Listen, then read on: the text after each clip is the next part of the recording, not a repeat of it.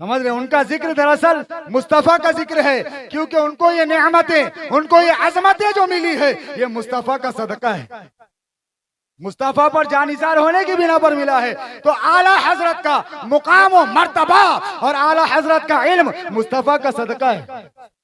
समझ रहे हैं? तो आला हजरत का जिक्र दरअसल मुस्तफा का जिक्र है। और नामूसे रिसालत पर आला हजरत का जिक्र क्यों ना हो? समझ रहे हैं? नामूसे रिसालत पर कयामत तक मैं कहता हूं, जब जब नामूसे रिसालत मुस्तफा करीम की नामूस के तहफ़्फ़ुज़ का जिक्र होगा, जब तहफ़्फ़ुज़े नामूसे रिसालत पर कोई जलसा लिया जाएगा, कोई मौजू होगा और कोई बयान होगा, तो वो बयान, वो जलसा, वो मौजू उस वक्त तक कामिल नहीं हो सकता जब तक के इमाम अहले सुन्नत मुजद्दिद दीन व मिल्लत कंजुल करामत अशाह इमाम अहमद रजा खान फाजिल बरेलवी का जिक्र ना आ जाए।